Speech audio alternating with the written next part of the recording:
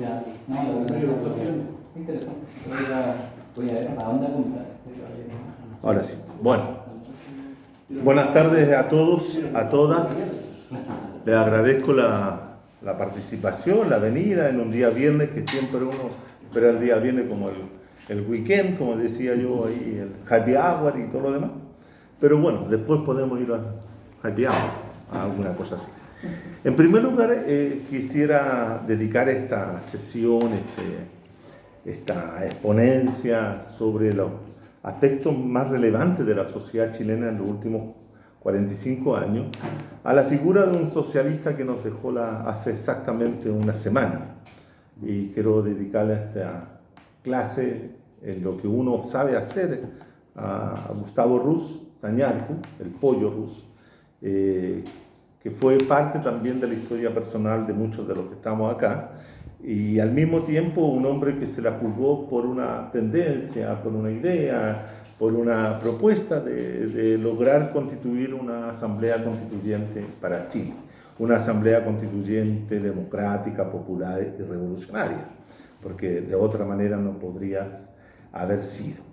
Desgraciadamente, Gustavo se fue peleando y se fue en la suya, porque se murió justamente, por decirlo así, en medio de una charla. No te mueras, por favor. No, por favor, no. Por lo menos voy a decir lo que dijo Serrat el día que se despidió. O sea, pueden sacar una foto, guardar el boletito, así que me llega a pasar algo así tan nefasto como lo que le pasó a Gustavo.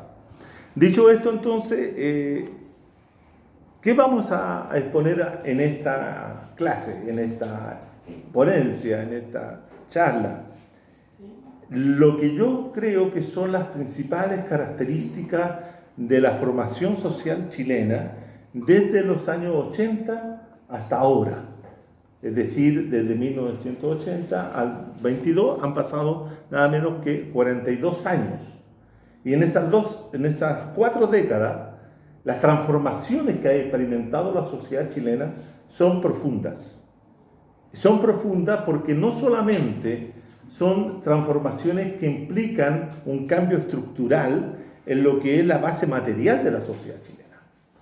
Es decir, la base material es lo primero que cambió a partir del golpe de Estado de 1973 y posteriormente de la aplicación de la política de shock en 1975 con el señor Kast y todos los demás, ¿cierto? Hay un momento en que este rumbo comienza a tener una expansión, una profundización, que es en los años 80, cuando vienen las 4 principales modernizaciones que se plantea la dictadura militar para transformar Chile. Puesto así, uno podría decir perfectamente Chile cambió, y cambió radicalmente en 1980 en adelante.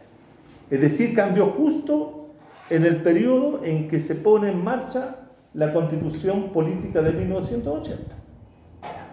Porque no es gratuito de que la Constitución del 80 tuviera una institucionalización en ese año.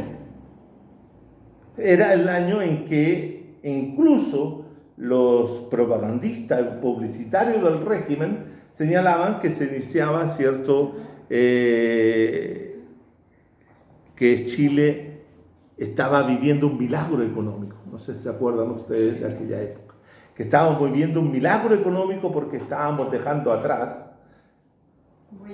Ya, vaya. Estaban dejando atrás todo lo que era, ¿cierto?, el periodo tanto de la Unidad Popular, pero no solamente el periodo de la Unidad Popular, sino también el periodo anterior a la Unidad Popular. Es decir, estaban dejando atrás una forma de producir capitalistamente, estaban dejando atrás una manera de acumulación capitalista que se había desarrollado desde 1930 hasta 1975, que era, ¿cierto?, la política de industrialización sustitutiva de importaciones. Creo que es importante señalar este aspecto para entender la profundidad del cambio y la transformación de la sociedad. La sociedad no solamente se debe a lo que son las transformaciones económicas, sino que también tiene que ver con las transformaciones que se van a producir en los sujetos que componen esa sociedad, de los grupos sociales que también la dirigen, en los grupos dominantes. ¿Cómo cambia? Porque no solamente cambia los sectores populares, sino que también cambia los grupos sociales dominantes. Es decir, no es la misma clase dominante que teníamos entre 1930 y 1970-73. Hay otra clase dominante. Hay otros sujetos que se incorporan. Pueden haber, por cierto, incrustaciones nuevas o que permanecen. Grupos como apellidos, si ustedes quieren, como de grandes familias, como los Mates, los Larraín, etc. Pero esas son las que hemos identificado siempre y que tienen una velocidad de cambio mayor que lo que tenemos nosotros como sujetos populares. Ellos cambian con mayor velocidad y se adaptan a las mejores condiciones de la reproducción del capital que los otros. ¿Por qué? Porque ellos están justamente ocupando ese espacio de clase dominante. Y una clase dominante que no sea capaz de renovarse a sí misma, es anquilosa y puede ser destruida. Por eso la clase dominante no es, como decía Juan Pablo Cárdenas en un artículo que apareció en el Clarín días atrás, que la derecha, hablando de la derecha, los empresarios, la clase política, le tiene aversión al cambio. No, la derecha nunca le ha tenido aversión al cambio. Si lo entendemos, al cambio histórico, lo que le tiene aversión la derecha, por cierto, y el empresariado, es al cambio propuesto desde las clases subalternas. A esos sectores sí le tiene aversión y le tiene rechazo y le tiene temor e incluso lo combate con todas sus capacidades. Pero al cambio histórico no le tiene. Y si tiene que cambiar todo, lo cambia todo. Eso es lo que quiero dejar claro hoy día. Que la clase dominante, cuando toma la decisión de modificar la estructura tanto profunda de la sociedad en función de sus intereses, lo va a hacer. Hay un dato que es interesante siempre tener presente. El desarrollo del capital o el desarrollo del capitalismo a nivel europeo, no voy a decir internacional, sino a nivel europeo, fue un proceso que estuvo desarrollado, que se debió a los profundos cambios que se generaban al interior del proceso productivo y especialmente de lo que Marx llamaba, ¿cierto?, las fuerzas productivas, a través de los procesos de cambio en la producción, a través de la incorporación de tecnología, la incorporación de nuevas formas de producción, de descubrimiento, etc. El proceso fue constituyendo el capitalismo. El capitalismo se generó, como dice el mismo Marx, dentro de las entrañas del feudalismo y desde ahí evolucionó a la forma que hoy día tiene. Han pasado 5 siglos aproximadamente de eso. Pero en América Latina y en nuestros países, el proceso de constitución del capitalismo siempre fue una decisión política. Este es un dato. Siempre ha sido una decisión política. Es decir, ninguna de las formaciones sociales anteriores a la llegada de los europeos, al momento de la conquista, habían evolucionado su fuerza productiva para iniciar el proceso de constitución del capitalismo tal cual como lo conocemos en la región hoy día. ¿Captan? Sino que fue eso un acto político, un acto de dominación, un acto militar, un acto que tenía que ver con la voluntad de un conjunto de sujetos que llegaron a conquistar y a instalar formas productivas que no se conocían anteriormente. ¿Me captan? Como por ejemplo fue la explotación de las minas de oro, o las minas de plata, ¿cierto? La producción de productos para el mercado europeo, como la producción de azúcar, de café o de cualquier otro producto, en las distintas formas como se estableció la división del trabajo al interior de América Latina. Entonces, cuando uno piensa en el desarrollo del capitalismo en Chile, uno observa que hubo decisiones políticas que se tomaron para decir, este es el tipo de capitalismo que vamos a tener, o este es el tipo de economía que vamos a tener. En ese momento no se hablaba de tener un capitalismo, sino que se hablaba de un tipo de economía.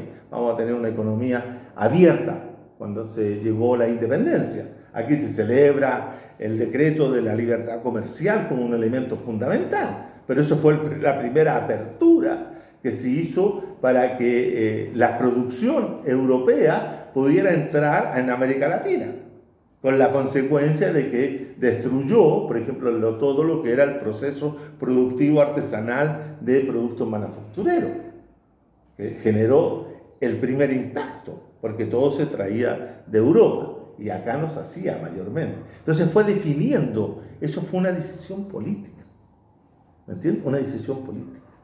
Y el capitalismo oligárquico, que domina todo el siglo XIX, ¿cierto?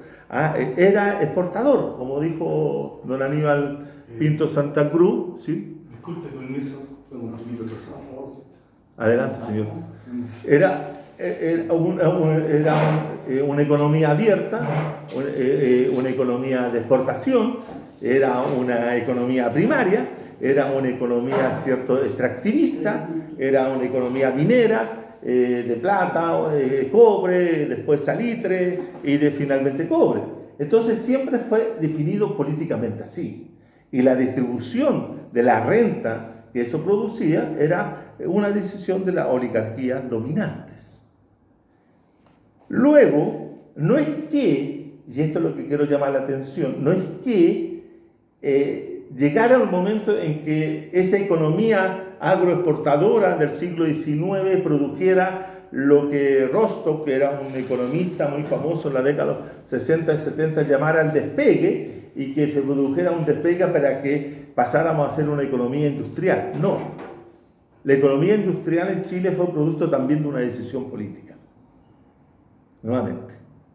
Una decisión política que ya no era la oligarquía por sí misma la que toma esa decisión, sino que es otro grupo de políticos que acceden al gobierno durante la década de los 30 a 40, y que toman la decisión de impulsar el proceso de industrialización. O sea, imagínense usted a un rey de Inglaterra en el siglo XVII o el siglo XVIII tomando la decisión, vamos a industrializar en Inglaterra. No, nunca esa decisión, tampoco la hubo en Francia, tampoco la hubo en ninguno de los países europeos, tampoco la hubo en Estados Unidos. Esa era parte de un proceso que se daba por los mecanismos de las fuerzas productivas que estaban desarrollándose en la base material de esas formaciones sociales.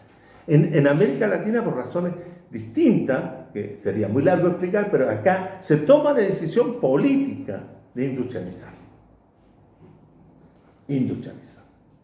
¿Eso desde el 30 hasta el 75? Más o menos, Sí. o sea, habían habido procesos de industrialización previos. Por ejemplo, la Guerra del Pacífico genera, por el hecho de la guerra, ¿cierto?, genera un proceso de industrialización sustitutiva de importaciones para abastecer al ejército chileno. Es una de las primeras industrializaciones que se hace con apoyo estatal inclusive, porque la industria armamentística, la industria incluso de trenes y etcétera, de ropa, de fusiles y de armas, todo eso obligó a Chile a dar prioridad para su primera fase industrialista. Posteriormente viene la crisis del salitre, con lo que el país queda con una mano adelante y una mano atrás. Así efectivamente fue la caída de la producción salitrera, en que ustedes pueden dar cuenta de las hordas de gente que recorría las ciudades, tanto de Valparaíso como Santiago, que venían, ¿cierto?, desde el norte. Más de 120.000 personas viajaron del norte al sur porque quedaron sin trabajo de la noche a la mañana.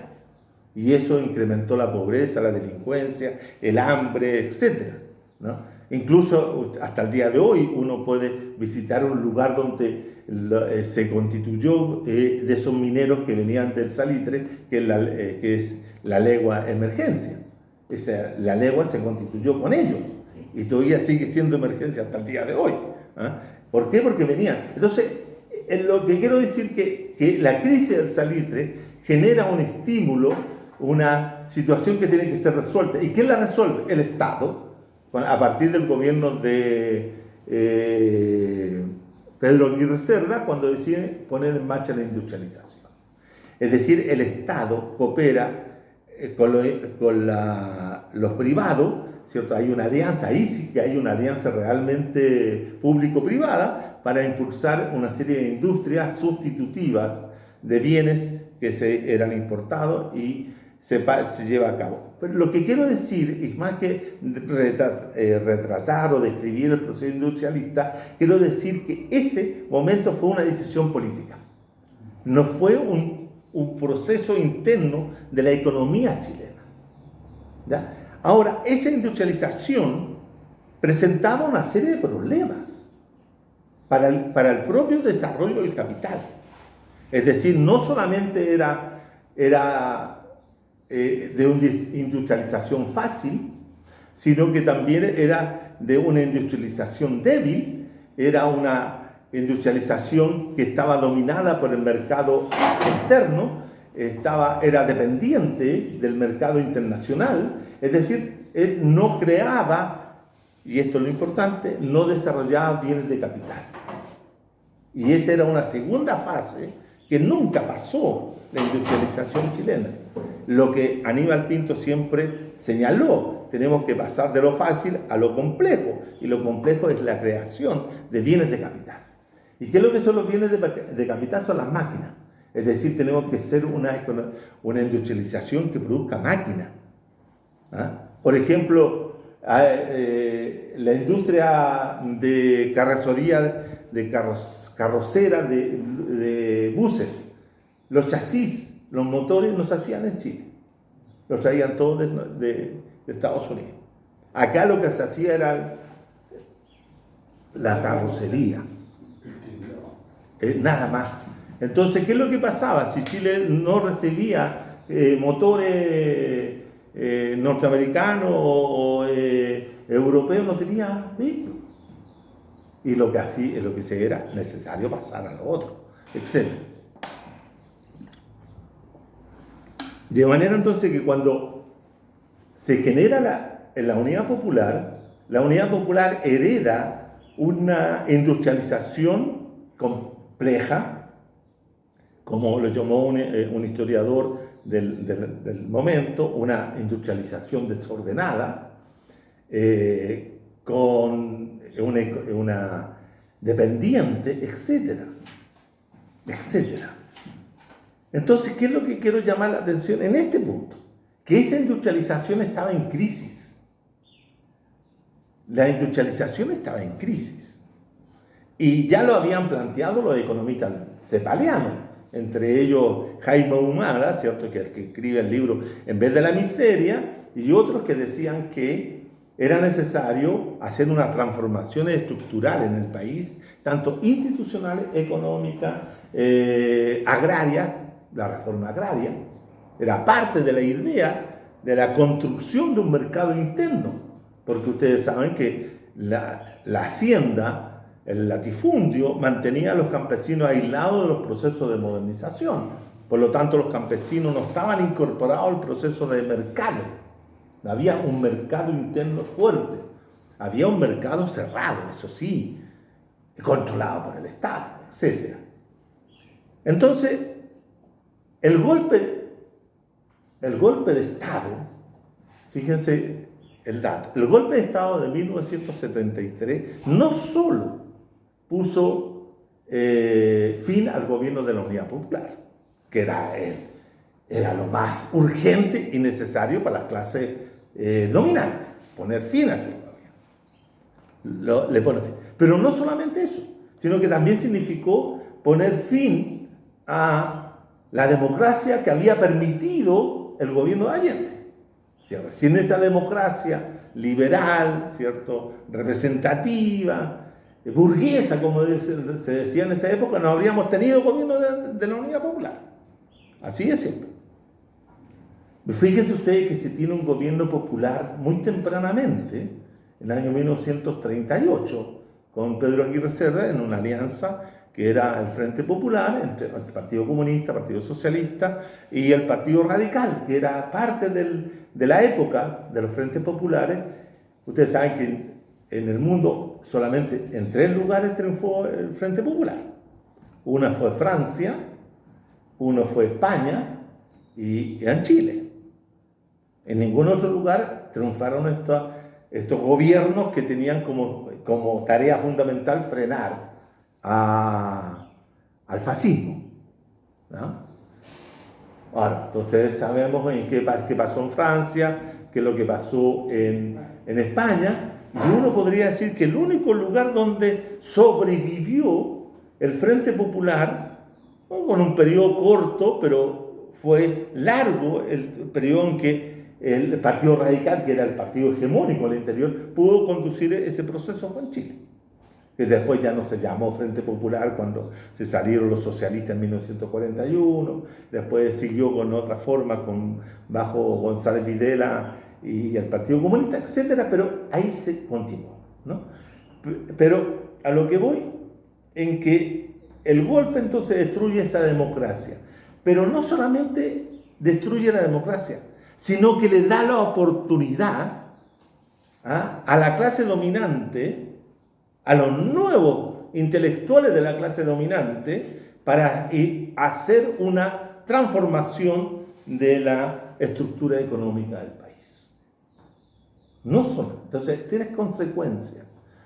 Fin de la unidad popular, fin de la democracia, pero también fin de la estructura industrialista del país. Es más, se dice muchas veces que los Chicago Boys y este grupo de personas tenían en el ladrillo el diagnóstico de lo que había que hacer. Eso es efectivo, pero también hay que remitir que hay un antecedente previo, que en el año 50 y tanto vino a Chile una misión, la misión Klein-Zach, que eran unos primeros ultraliberales que llegaron a Chile con la intención de frenar el proceso de inflación.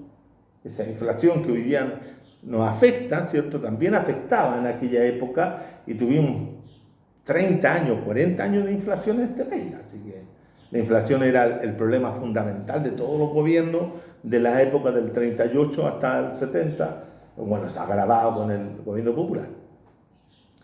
Y la Comisión Klein-Zach ya había recomendado que había que hacer algunas transformaciones en el capitalismo nacional. Pero llegó un señor que era Tom Davis, que era un economista norteamericano que vino a trabajar a la Católica.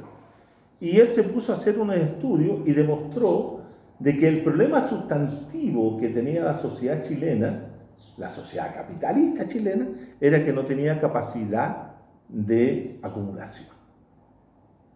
Que no tenía capacidad de acumulación. Y que ese problema, de no ser solucionado, hacía muy inviable al capitalismo nacional.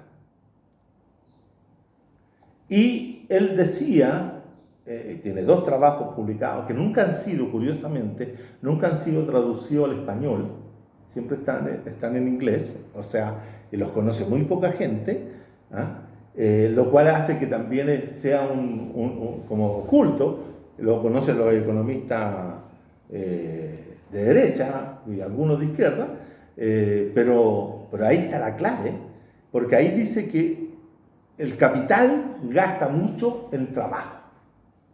Entonces, las transferencias que hace el capital al factor trabajo dentro de la relación, en la cual impedía que la tasa de reproducción del capital era muy baja o nula.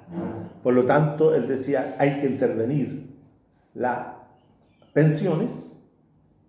El sistema de pensiones es una carga muy fuerte para el capital y para el Estado Nacional, y hay que corregir, ¿cierto?, el tema de los derechos de los trabajadores, que le restan mucho dinero o mucho capital al capital. ¿Captan? Entonces es interesante tener presente ese dato, porque ¿quién va a hacer las transformaciones fundamentales que van a impactar en la forma de sociedad? Va a ser José Piñera.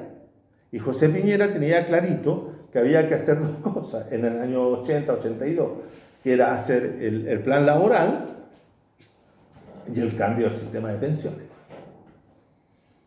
Claro que hablábamos de esta hora, sí. Bueno, pero importa, si aquí estamos viendo lo que hicieron porque ellos tenían el poder. Ese es el punto. El punto que lo tenían ellos, el poder, y ellos hicieron. Y así se resuelven las cosas. Si el tipo tenía el poder, dijeron, ¿qué es lo que hacemos? Tenemos que resolver, no tenemos que resolver solo el tema del gobierno popular. No tenemos que resolver solo el hecho de que Allende nos expropiara la industria. No tenemos que solo devolver los bancos.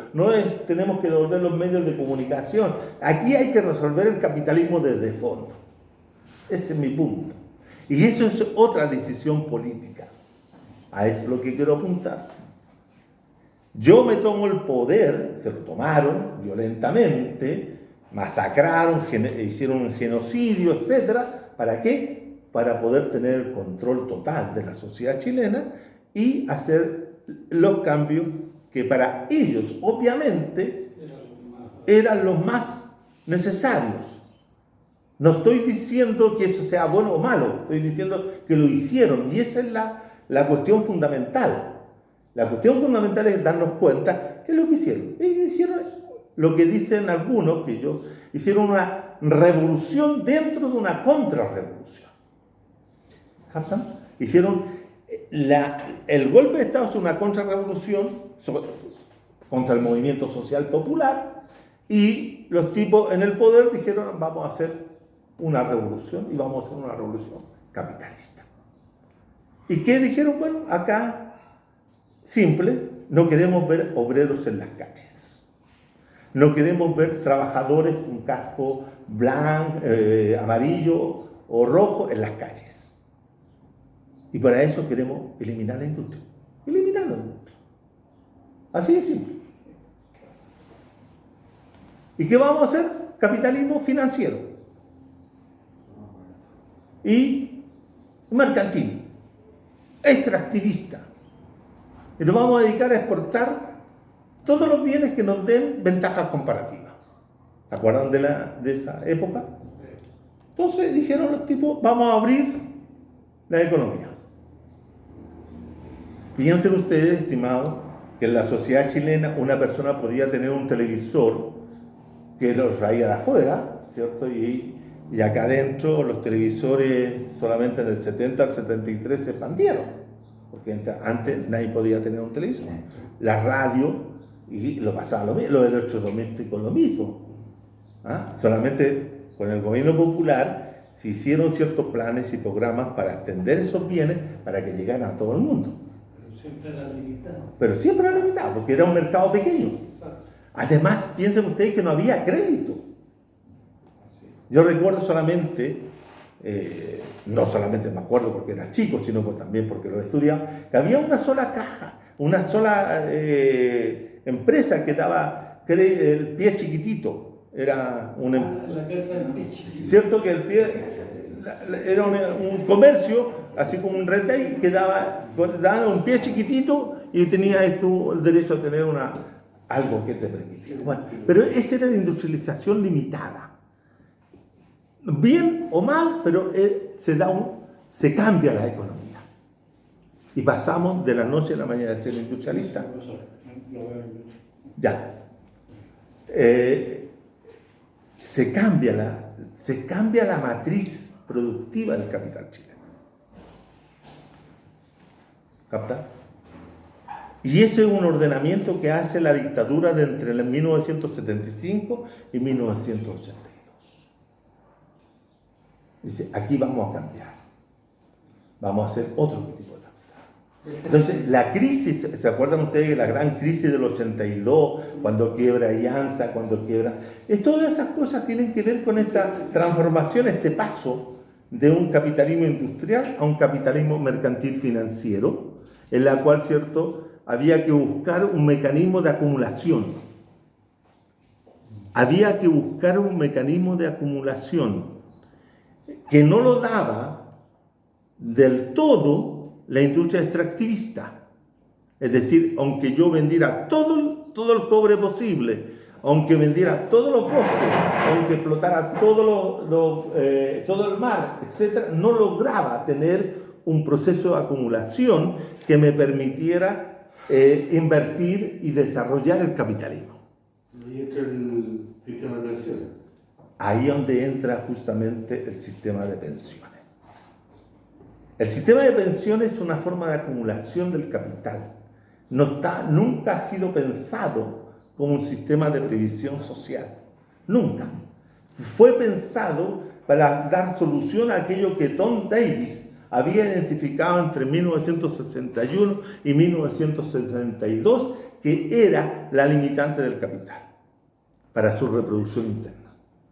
Y ahí entonces, al tener todo ese mecanismo, piensen ustedes que 8 millones de trabajadores depositando el 10% de su salario todos los meses, ustedes saben la cantidad de dinero que es. No tengo para qué repetirlo, ni siquiera uno podría decir la cifra en términos adecuados, sino que es una cifra enorme. Pero eso es lo que le ha permitido al capital en Chile tener el desarrollo y el desenvolvimiento que hoy día tiene, que ha tenido hasta el día de hoy.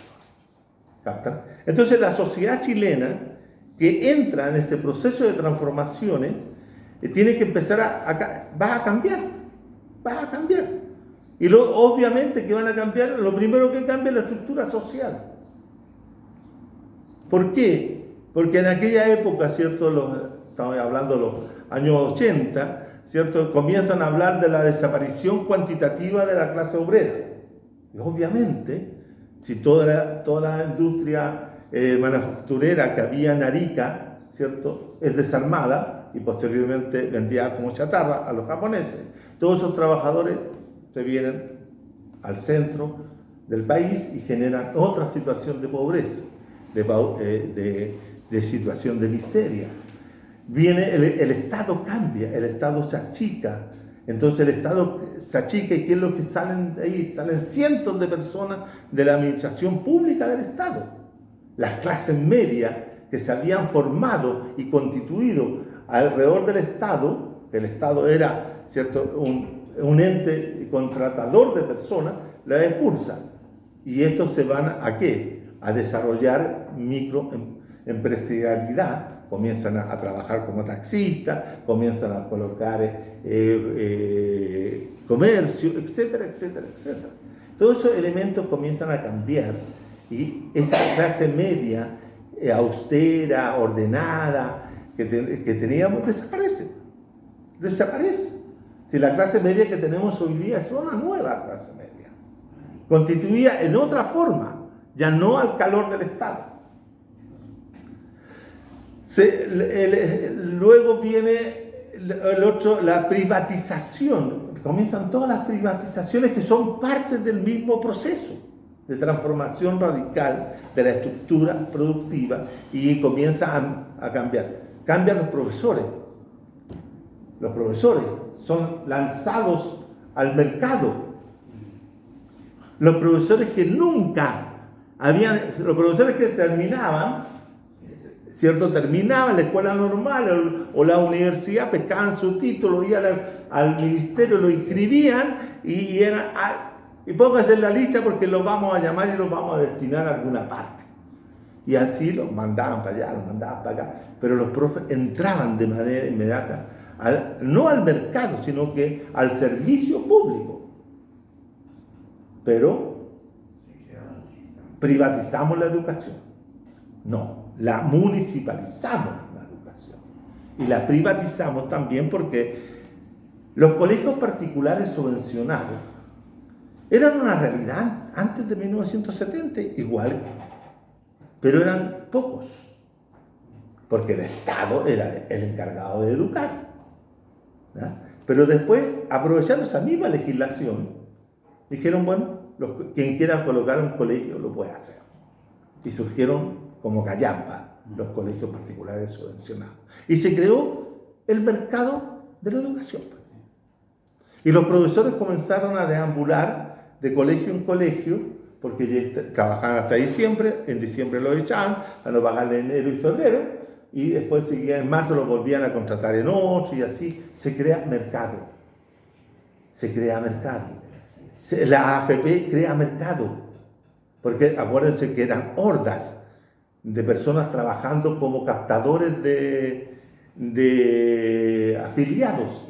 Entonces yo iba y te afiliaba a ti, y después te afiliaba a ti, y después el otro se salía. Entonces, y todos ganaban por comisión, y se fue creando una cultura de esa situación, y eran más las personas que trabajaban en esa situación en los años 80. Más. Se creó el mercado de la previsión social. Y así la sociedad chilena lentamente se va transformando en una sociedad de mercado. De mercado, cosas que no existían. No es que no haya existido el mercado, pero el mercado de antes era dirigido, ordenado. Ahora no, el mercado es caótico. Caótico. El mercado regulado. No, se autorregula. El anterior era regulado. Este es un mercado autorregulado. Y que nadie podía intervenir en el mercado, porque era un anatema, era algo que no podía hacer. Entonces, ¿qué es lo que se va pasando? En que el mercado se va haciendo cada vez, y la sociedad chilena se va a constituir en una serie de mercados, en la cual la trayectoria del sujeto al interior de esta sociedad nace en un mercado y muere en otro mercado. Una cosa muy, muy clara. O sea, nosotros nacíamos, antes del 70, nacíamos en los hospitales públicos, ¿cierto? Eran muy pocos los que nacían en clínica. Los que nacían en clínica eran privilegiados. Pero la mayoría de nosotros, todos los que estamos acá, nacimos en hospitales públicos, ¿cierto? Y ahí era gratuito o no había pago. No había pago. El cabro chico lo pesaban 3 kilos y tanto, se midió 52 kilogramos, o perdió 52 centímetros, y por lo tanto lo mandaban con la mamá, y lo tenían a la mamá 3 días en el hospital para que se acostumbrara, supiera darle leche, etc. Había un cuidado materno-infantil, preocupación del Estado. Pero después de eso no, porque era un costo. Y empezaron a pesar a los chiquillos, y de acuerdo al peso que tenía le cobraban. Nacemos en un mercado de nacimiento, y fíjense, después tenemos el mercado de la muerte. Y el mercado se extiende. En Chile, creo que aquí o en otra parte lo colocaba como ejemplo, teníamos un solo cementerio, el cementerio general. El cementerio general y el cementerio católico. El cementerio general creado por el padre de la patria, don Bernardo, allá por los años 20, de 1820, 1800, en ese periodo. Y todos íbamos a enterrarnos allá, o todos los que se morían iban a enterrarse allá. Un solo cementerio para todo. No, estamos en una sociedad de mercado. Por lo tanto, tenemos que crear cementerios privados. Y se crearon los cementerios privados. El Parque del Recuerdo, el Parque de el Parque de otro, todo. ¿Captan? Entonces, y te llaman por teléfono. Le llamamos del Parque del Recuerdo, le queremos ofrecer una tumba.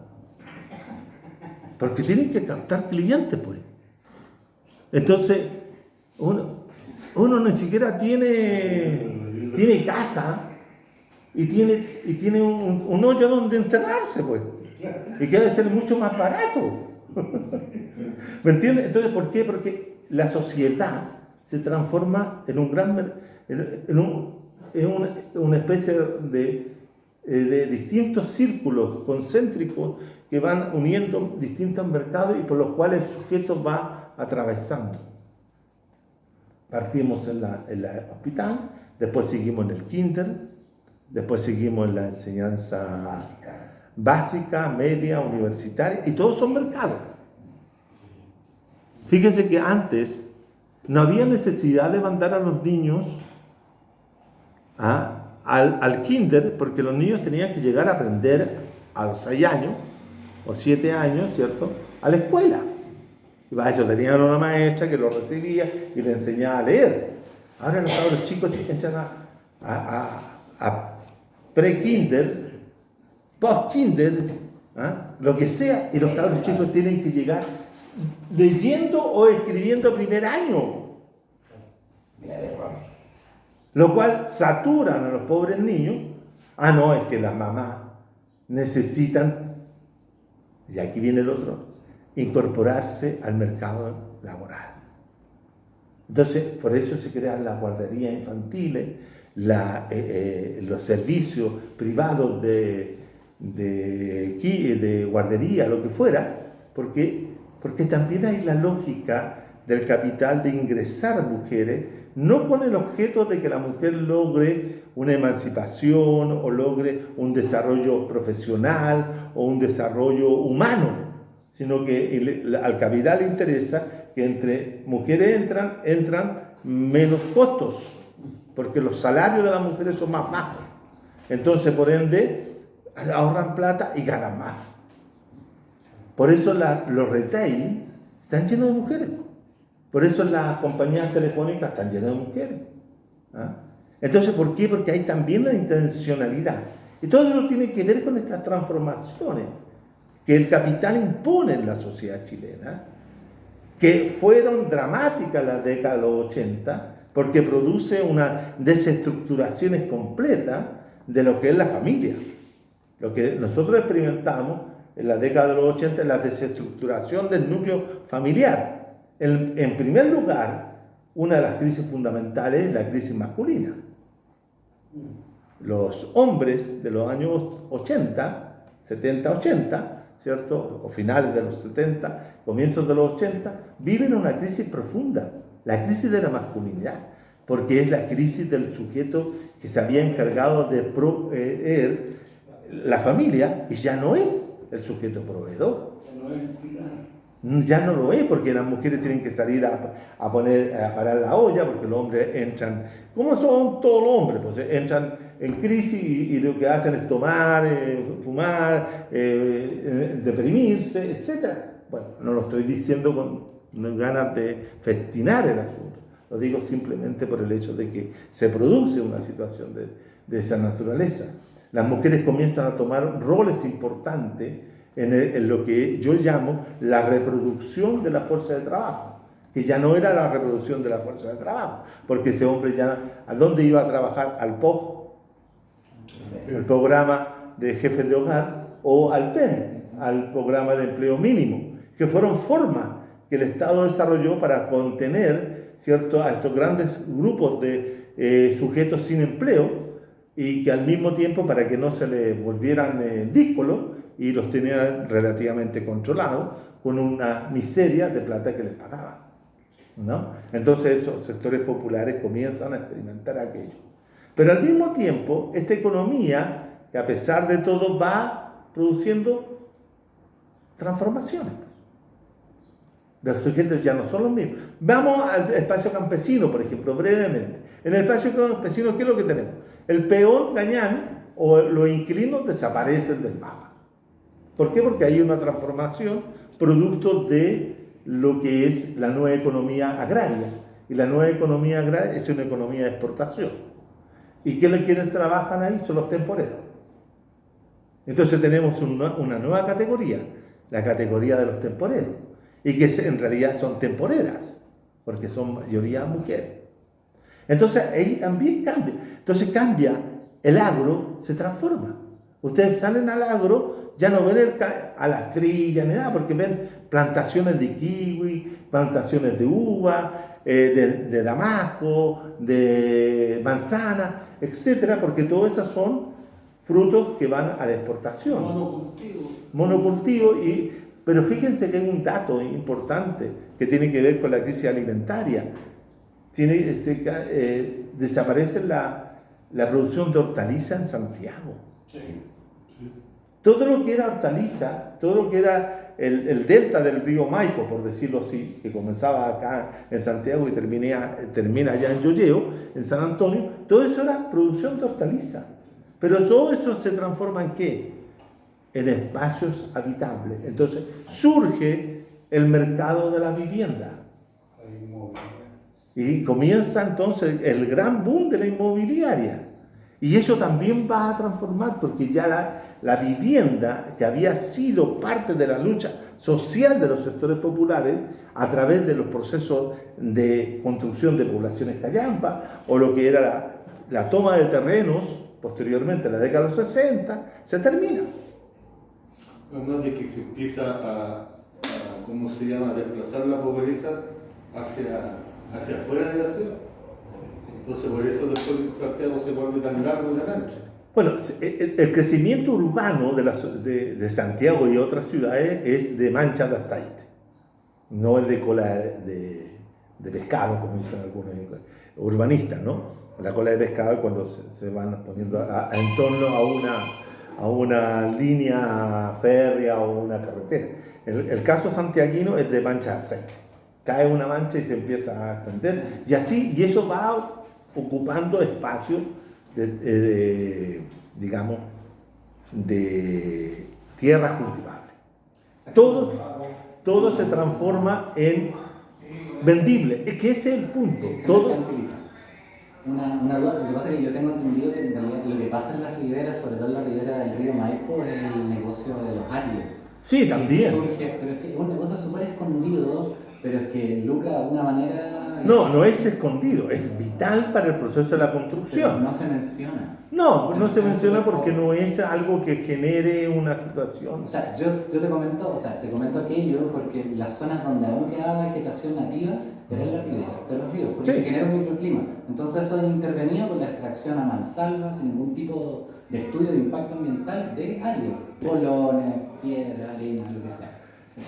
¿Qué es lo que quiero también señalar? Que la política que baja del gobierno, en este caso de la dictadura, tiene que ver con privatizar todo.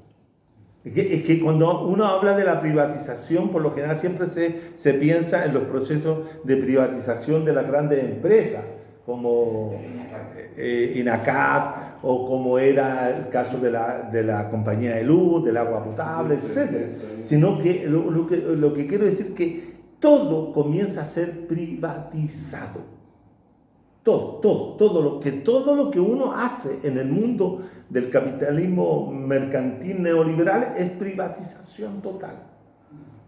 Lo privado pasa a ser fundamental por sobre lo público. Lo público es visto como algo total y completamente negativo. ¿Estamos? Entonces, ¿qué es lo que tenemos? Tenemos la configuración a partir de una nueva economía. Dejemos la economía un ratito al lado. Pero tenemos una configuración de nuevos sujetos sociales, que eso yo creo que es fundamental. Y los nuevos sujetos sociales van a emerger desde lo privado, y valorando lo privado, y valorando el esfuerzo privado.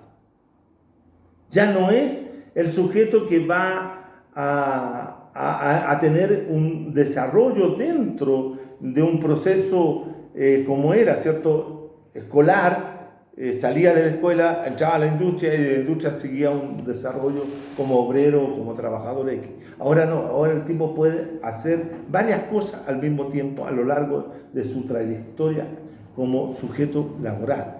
El trabajo ya es importante, no es como yo no soy de los que opinan de que el trabajo desaparece, como otros que por ahí dicen que hay una transformación. Hay nuevas formas laborales. Y por ende, nuevas relaciones laborales. ¿Ah? En el capitalismo, la relación salarial no desaparece. Eso es lo importante. No desaparece.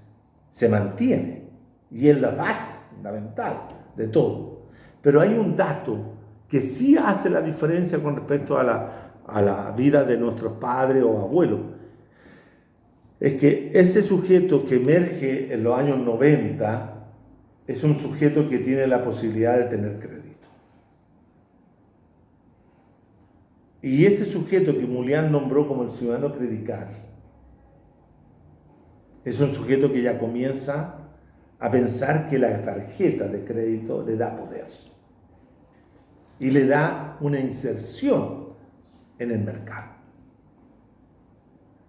Y no es cualquier cosa, porque con la tarjeta, que es una tarjeta de crédito de un retail, puede acceder a bienes que hasta ese momento tal vez con su salario no lo puede hacer. Pero ¿por qué existe la economía de crédito? Porque justamente los salarios son bajos y para mantener esa economía del crédito hay que mantener los salarios bajos.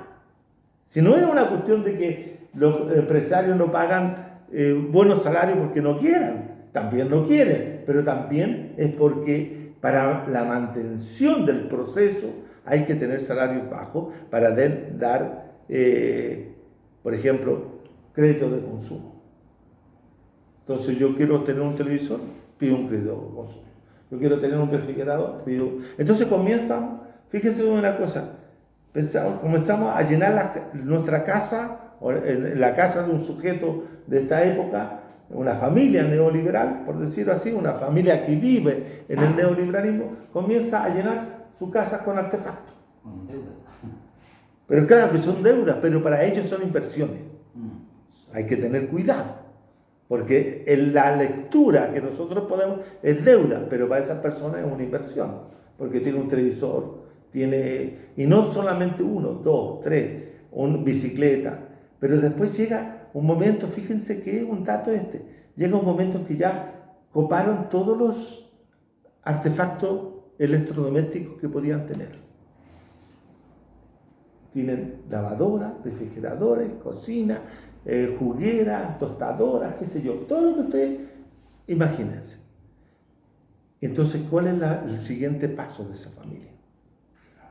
El auto. El auto o la segunda casa. La segunda casa en la playa, como dices tú. Y es que eso es una realidad. Es así. Entonces, compramos el auto. Y bueno, y el autito hay que mantenerlo, nos vamos endeudando y después vamos por la casa en la playa, pero tengo clase en la playa. Entonces cuando el fin de semana largo, pues voy a la playa y eso cambia el estatus. Siguen siendo asalariados, siguen siendo trabajadores con sueldos precarios, pero tienen bienes. Y los bienes para ellos son importantes. Tienen casa. A duras penas pagan la casa. 20 o 25 años endeudados con la casa. Pero la pagan. Porque si ustedes ven los datos del censo, desde los censos que se han hecho, uno perfectamente puede ver que el número de propietarios ha crecido en los últimos 40 años. Propietarios directos. ¿Ah?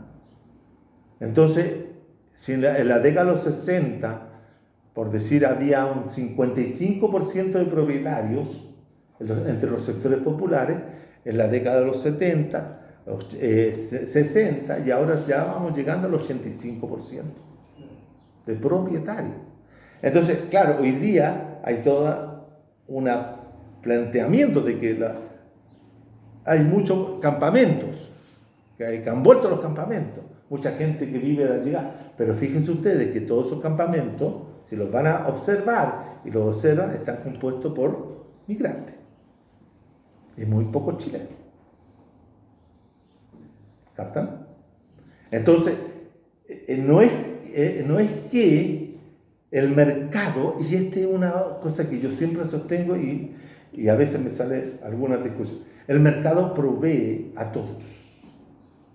Y el mercado en Chile ha tenido la capacidad, como en otros lugares también, de estratificarse.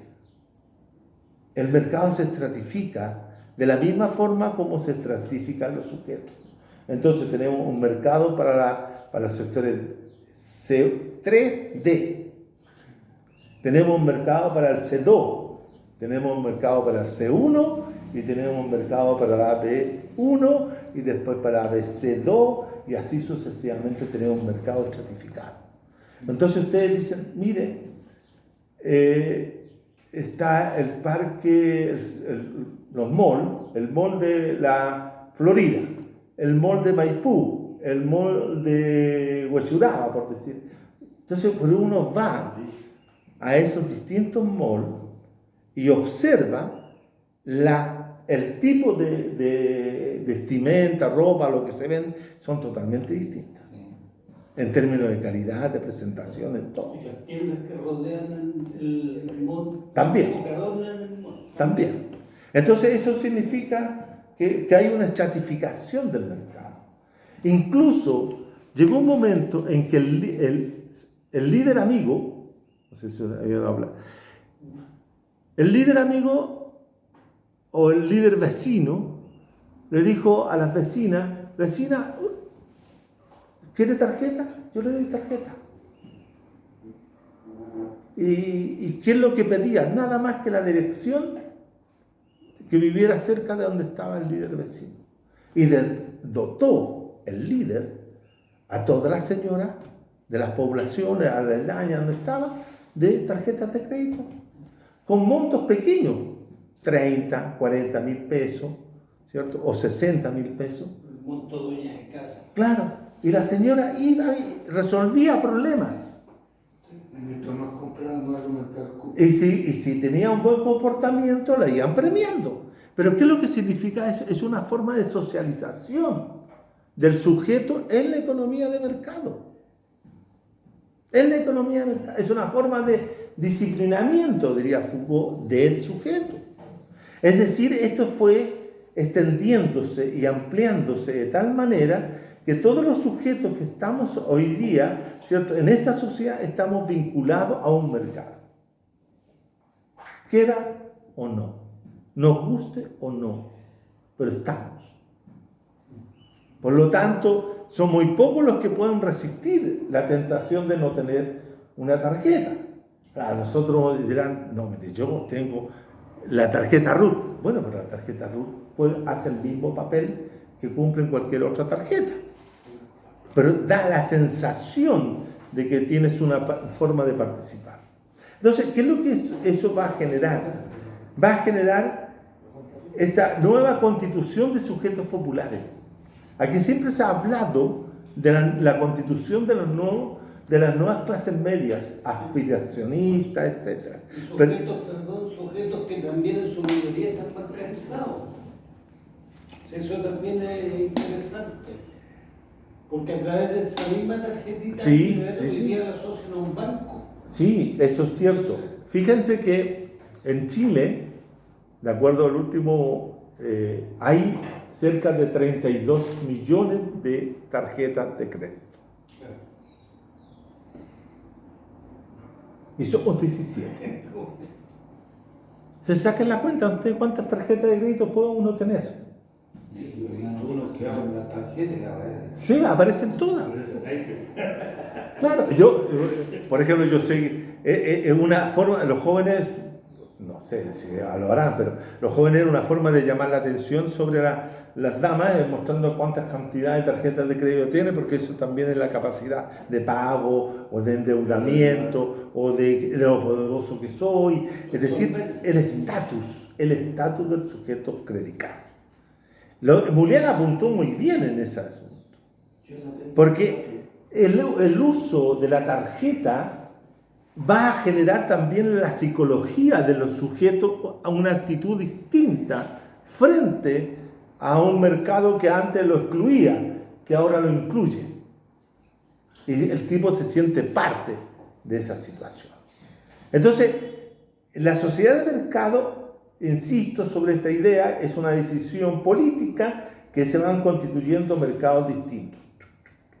Vean ustedes todo lo que significa el mercado de la seguridad. El mercado de la seguridad, primero partió muy tempranamente, allá por los 90, porque uno lo ve ahora como la seguridad como el problema, pero en los 90 ya existía, por ejemplo, cuando Eduardo Frei Ruiz Tagle instaló el programa Chile Joven, el Chile Joven como un programa de capacitación laboral para sacar a los jóvenes de la pobreza, según ellos, que yo siempre dije que era más bien un programa de disciplinamiento laboral, porque enseñaban, etcétera, a comportarse a los jóvenes, cómo tenían que ir vestidos, cómo tenían que saludar, toda una serie de mecanismos gestuales, tipo disciplinamiento Foucaultiano sobre los jóvenes. ¿Y qué es lo que les enseñaban? Por ejemplo, entre los cursos de capacitación que había instalador de alarmas en hogares. ¿Y quién contrató la mayor cantidad de jóvenes para hacer aquello? Fue el municipio de Las Condes, bajo la dirección de Lavín. ¿Se acuerdan? Entonces, ¿qué es lo que significa eso? Que ya ahí se crea un nuevo mercado, el mercado de la seguridad. Entonces yo tengo que vender seguridad. Entonces tengo que decir que hay inseguridad, pues. Tengo que crear el ambiente de que hay inseguridad. Y por lo tanto la inseguridad tiene que ver con todo lo que pasa hoy día. Portonazo. Vean ustedes las noticias. Una noticia A, portonazo. B, portonazo, etc. Entonces, ¿qué es lo que están creando? Entonces, después viene la propaganda. Mira, tengo tal compañía que me ofrece seguridad. Mercado de la seguridad. Todo se transforma en mercado. Y eso, ¿cómo lo combatimos? Ese es el problema. ¿Cómo hacemos que el sujeto que está inserto en ese mercado salga de él? ¿Cómo se sale?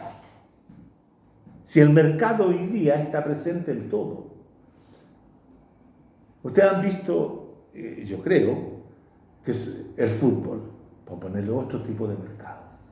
El fútbol, el Estadio Nacional, antes podíamos ir al estadio y tener 80.000 personas en el estadio. No, mucho. Bajémoslo, el aforo a 40.000. Entonces intervinieron en el estadio, pusieron 8 tipos de asientos y transformaron un estadio hecho para 80.000, lo hicieron para 40.000. ¿Qué significa eso? ¿Por qué? ¿Por qué hoy día a los equipos les da lo mismo jugar con público o no? Porque hay un mercado que está instalado en la televisión, que es el canal del fútbol, que hay millones de personas afiliadas a ese canal y no necesitan los equipos de fútbol tener público, porque tienen asegurado el ingreso. Porque todos los que estamos afiliados, yo estoy afiliado al canal de fútbol, que yo veo la Universidad de Chile, aunque pierda, la veo siempre. Pago por perder a la Chile. ¿Captan? Pero ¿qué es lo que estoy haciendo? Estoy contribuyendo a un mercado de esa naturaleza. Entonces, pasar a los equipos que antes, yo recuerdo, los equipos pasaban por crisis, los equipos de provincia soñaban que llegara a jugar Colo-Colo, Universidad de Chile o la Católica, que eran los momentos en que más cantidad de público iba al estadio. Hoy día no, da lo mismo, total, los 300.000 o 400.000 dólares que le pagan anuales los van a recibir igual. ¿Por qué? Porque lo estamos pagando nosotros, los que estamos afiliados al camino. Entonces, mercado del fútbol. Entonces, imagínense todos los mercados que existen. Y en todos esos mercados el sujeto, y la sujeta, por cierto, se realiza, como dice muy bien. Encuentra la solución a su problema. ¿Por qué la política pierde centralidad? La política pierde centralidad justamente por eso. Porque ya no hay un ente estatal ni ¿Por qué los partidos políticos pierden centralidad? Porque ya el partido ya no canaliza los intereses, no, mejor dicho, los problemas y le da solución a los problemas del sujeto. Porque el sujeto tiene un espacio mercantil donde resolverlo. Y lo hace con su propio recurso. No depende de la buena voluntad de tal o cual para resolverlo. Entonces, en el sector donde yo vivo, existen varios grupos que están gestionando vivienda. Entonces, se unen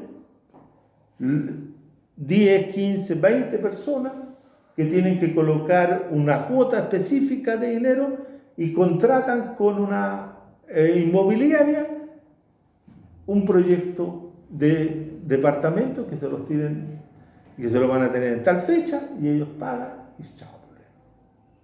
Ahí no interviene el Ministerio de Vivienda, o si interviene solamente para establecer el pedazo de paño donde se va a hacer, el respeto por la realización, qué sé yo, regulación. Es que establece las normas sobre las cuales tiene que darse la relación, pero no fabrica casa el Ministerio de Vivienda. Entonces lo resuelve con un privado. ¿Necesita un senador de la República? ¿Necesita un diputado? No, para nada. Captan entonces la política como resolución de los problemas de los sujetos, se exime, porque cada uno resuelve en su espacio, en su territorio, en su mercado, lo que quiere. Y va al mercado que necesita. Es que eso para nosotros es natural, comillas, natural, porque lo hemos vivido los últimos 40 años. Imagínense si para nosotros es natural, para los que nacieron dentro de este sistema, que es lo que esto es la vida total. No puede transformarla. Sí. Tengo una cuestión antes. Yo nací en este sistema y me costó como desconfigurar o autohackearme para poder entenderla. Claro, yo entiendo que la política a la que usted se refiere es a la política institucional, ¿cierto? Sí. ¿Sí? Ya. Porque, bueno, el ser humano es un ser político per se, en sí mismo, entonces hay que ponerse de acuerdo para. Ahora la pregunta, que no sé si me estoy acelerando un poco, pero yo veo que el mercado, o el libre mercado, que no es libre mercado porque está manipuladísimo en todos los aspectos, no resuelve la problemática humana propiamente tal. Y eso lo vemos ¿dónde? Miles de muertes al año porque no hay atención médica que podría salvar la vida a una persona, intervenciones quirúrgicas. La educación en realidad no es de calidad porque no se le brindan los recursos, no tiene que ver con que existan malos profesores, al contrario, no hay recursos suficientes y así, etcétera, etcétera, etcétera. Entonces, mi pregunta es, ¿cómo salimos de este mercado para buscar un buen vivir real y una armonía con en el ecosistema en el que estamos? A ver, el tema es, hay mercados que son deficitarios. O sea, dentro de todos los mercados que podemos identificar hay algunos que son deficitarios. Indudable, uno de los mercados más deficitarios que existen en esta sociedad es el mercado de la salud. ¿Por qué? Porque ese es un mercado caro. El costo de la salud es carísimo para cualquiera persona, para cualquiera, ya sea de clase alta o de clase baja, el costo es carísimo para todos. Pero hay algunos que están en mejores condiciones de pagarlo que otros. Eso es el tema. Pero también tiene que ver con algo. Yo, cuando quiero crear un mercado para que el grueso de la población vaya a ese mercado, tengo que hacer deficitario uno de esos espacios. Por lo tanto, en Chile, el Estado, como es un Estado subsidiario y es un Estado que abandona ciertas funciones que hacía antes, deja a la salud al libre albedrío, por llamarlo de alguna forma, deja en manos de la gerencia pública, la administración de lo público o de la salud, lo cual va generando déficit permanentemente. ¿Me entienden? Entonces, el tema central es que si yo quisiera intervenir ese mercado, puedo colocarle todos los recursos que yo quisiera o pudiera, ¿cierto? ¿Qué es lo que voy a producir inmediatamente la salida de mucha gente del mercado de la ISAPRE? Porque la ISAPRE justamente atienden a todos aquellos que no quieren atenderse en el espacio público porque sienten que tienen algo que pagar o pueden pagar lo que cobra la ISAPRE. Es menos del 20% de la población. 30% es más o menos, sí, 30%.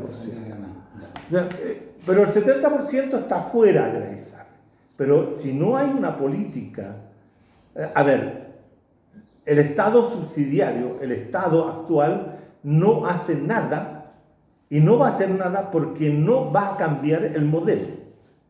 Es que no va a haber una solución de parte de este Estado y de estos gobiernos en ese sentido, porque ellos adhieren justamente a ese modelo y por lo tanto pueden hacer solamente mejorías, pueden hacer algún tipo de mejora o como intervenciones menores, pero no van a modificar el asunto.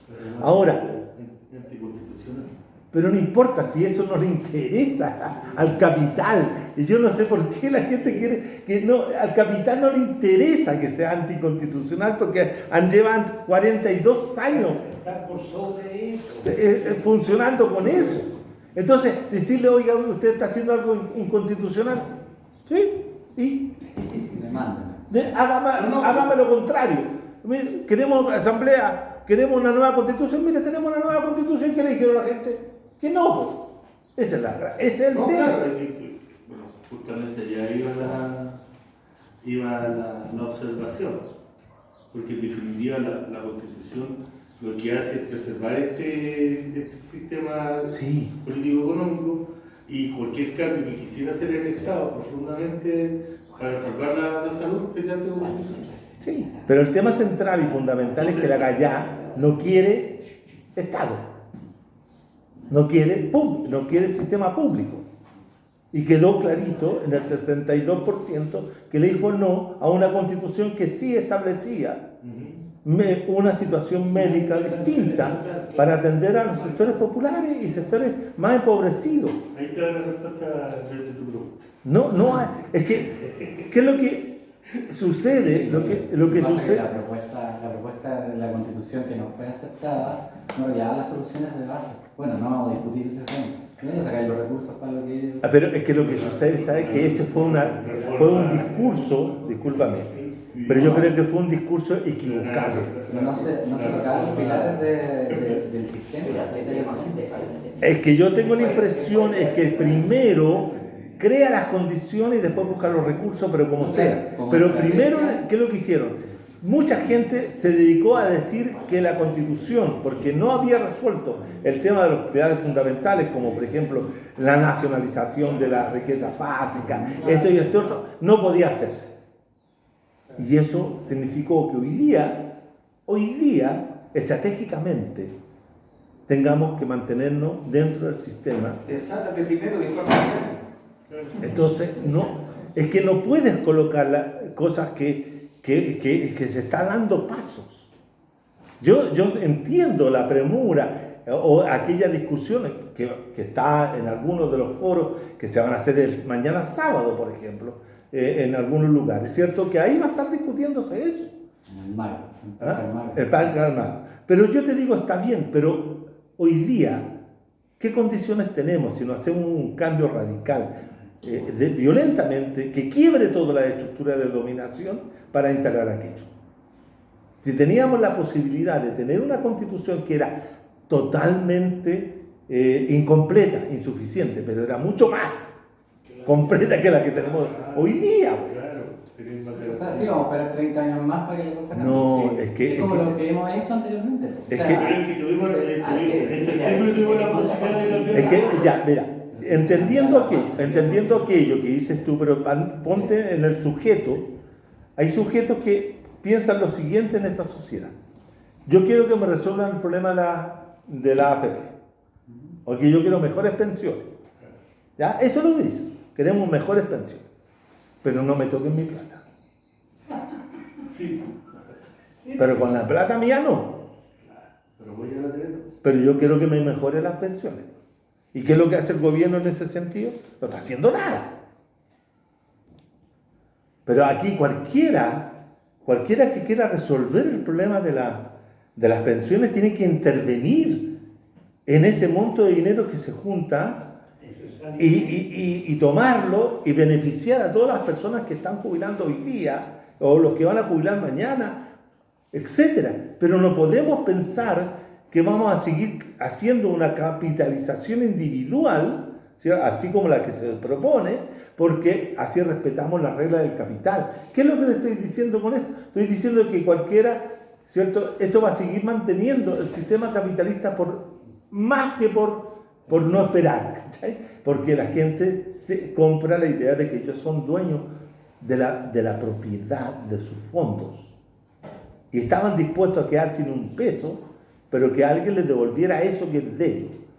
¿Ah? Ahora, si lo pensamos desde el punto de vista de la configuración de una mentalidad capitalista, el hecho de que te vuelvan propietario te hacen dueño de un poder. La propiedad, como bien dijeron muchos marxistas en su época, genera poder. Entonces, la dictadura tuvo una sabiduría en un momento determinado de plantear de que no vamos, fíjate que era un lema que decía, vamos de una sociedad de proletarios, es decir, proletarios sin nada, a una sociedad de propietarios. De propietarios. Ese arco que es un transitar histórico, si tú quieres, significa que hoy día el concepto de propiedad privada tiene un valor mucho más alto y mucho más significativo que lo que tenía hace 50 años atrás.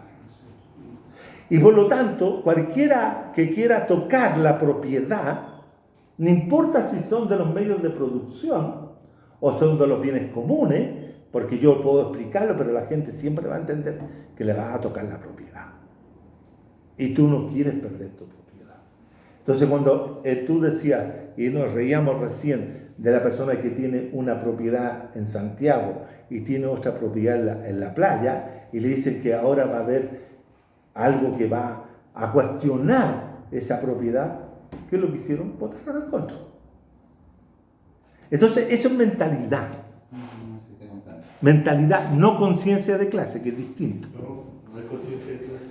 La conciencia de clase es otra cosa, pero la mentalidad capitalista es la que va configurando una forma de ver el mundo.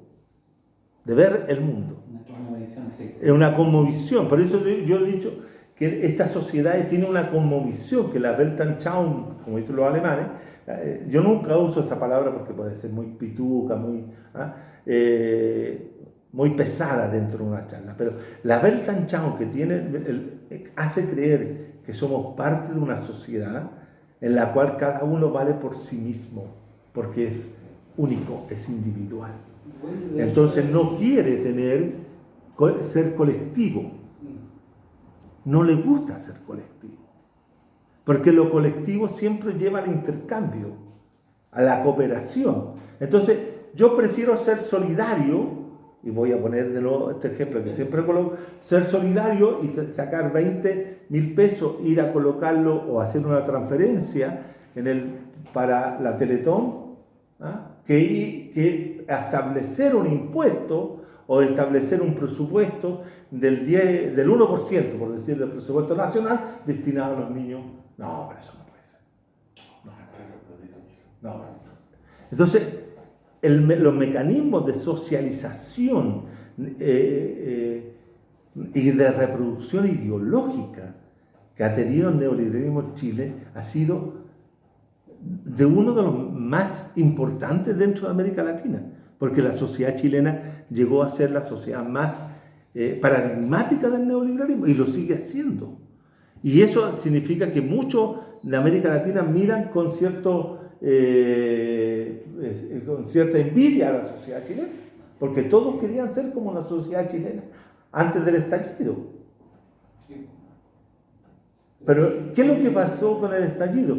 Nos dijo, miren, una de las interpretaciones que Ruiz, en este libro, si no me equivoco, está, el octubre, irrupción de un nuevo pueblo. Este otro niño, Ponce, la revuelta popular, cuando la nueva clase trabajadora se tomó las calles en Chile. Nuevo pueblo. ¿Estaba seguro Ruiz que estaba hablando del nuevo pueblo? O tal vez el nuevo pueblo no se le manifestó en las calles, sino que se le manifestó en la urna. Porque eso habría sido lo más. ¿Por qué? Porque los dos siguen trabajando con una matriz en la cual las transformaciones que ha producido el neoliberalismo son vistas como superficiales y fáciles de desmontar. Y lo que enseña la historia es que 50 años no es fácil de desmontar. Oye, en esa misma línea Sí. de tu intervención, bajo tu punto de vista, ¿cómo hoy, no sé si te escuché bien, cómo defines tú la clase media, entre comillas, hoy? ¿Cuál es la clase? Buena pregunta. ¿Cuál es la clase? ¿Cómo la definís? Bueno, dentro de una sociedad de mercado, ¿Quiénes son los sujetos? voy para allá, compañero. Voy para allá. Ahí me gustó la pregunta. Las sociedades mercantiles, las sociedades neoliberales que se han constituido en el último tiempo, tienen un componente de un sector social que tiene acceso relativo o bastante amplio a los bienes de consumo, ¿ya? Y a servicios también. Y esos sectores son fundamentalmente sectores, como decía yo hace un rato atrás, asalariados, que tienen un salario, es decir, que viven un trabajo remunerativo, ¿ah? y que en ese sentido van desde aquellos grupos que prestan servicio a la burguesía, a los dueños del capital, gerente, subgerente, empleados de confianza, etcétera, que pueden percibir, por decirte, entre 2 millones y 3 millones de pesos mensuales, o más. Pero eso va achicándose hacia arriba. De entre 2 a 3 millones de pesos mensuales. Y de ahí, ¿cierto?, bajan hasta a serie de personas que trabajan ligado a todos los servicios que tiene el sistema capitalista y que van logrando tener ascensos dentro de su propio trabajo por ABC, X, Z, ¿cierto?, van logrando, y que llegamos hasta aproximadamente el 1.000.000 de pesos. Ahí está todo ese grupo, desde 3 millones de pesos al 1.000.000 de pesos, son la clase media. Ingreso familiar, ¿cierto? No, ingreso individual. O sea, Individual. clase media baja. ¿Ah? Clase media baja. No, clase media. Él me preguntó por la clase media.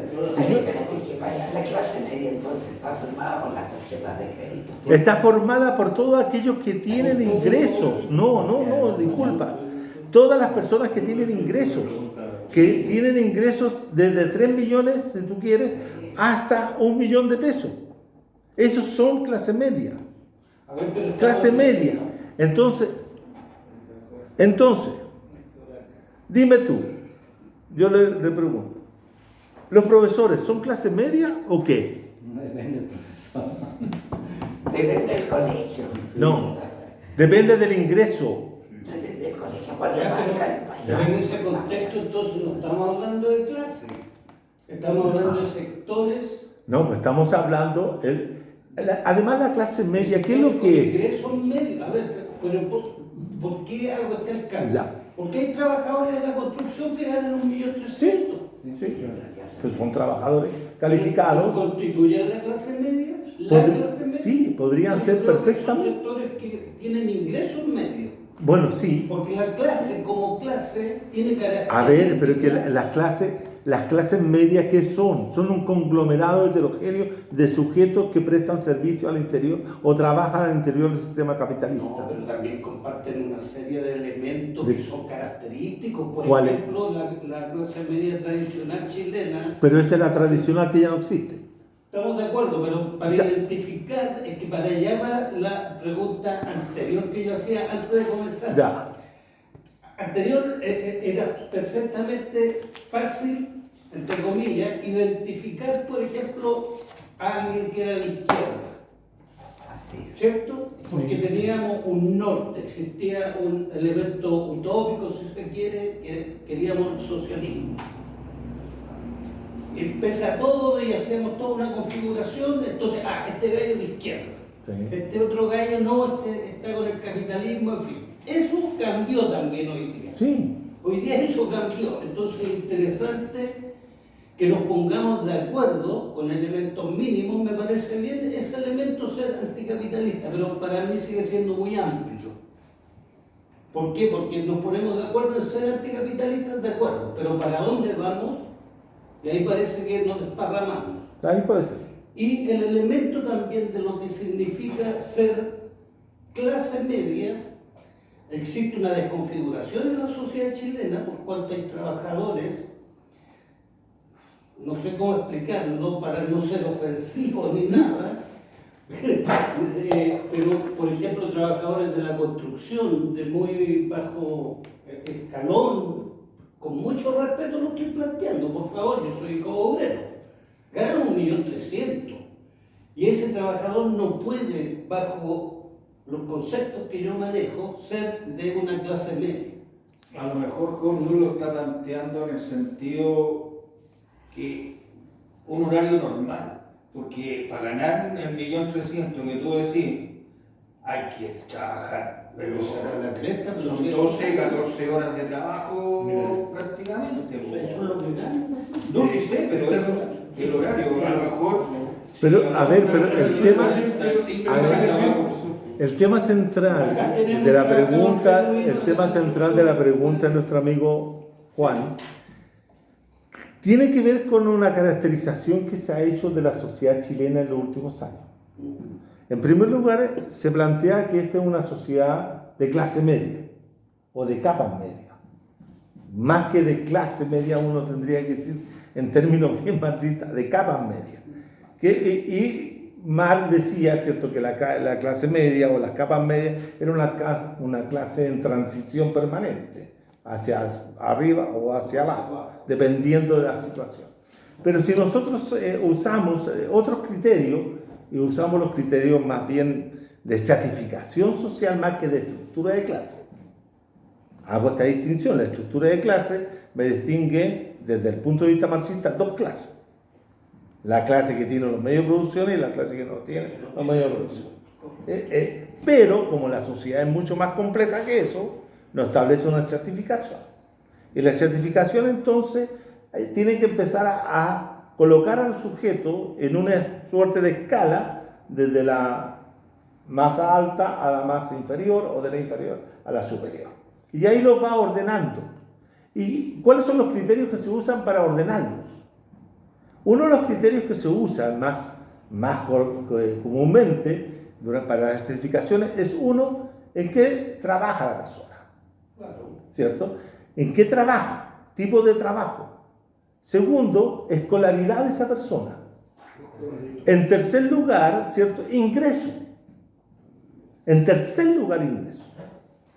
En la sociedad chilena, esos tres criterios que existían para estratificar se han dado vuelta. Entonces, se dice cuáles son los ingresos que tiene esa persona para establecer su ubicación en la estratificación social. Ya no interesa tanto los estudios, la escolaridad que posee. Y tampoco importa mucho en lo que labora, sino lo que importa es lo que tiene como ingreso. ¿Por qué? Porque nuevamente llegamos al siguiente punto. Porque si yo tengo ingresos, puedo tener tarjeta de crédito. En algunos casos.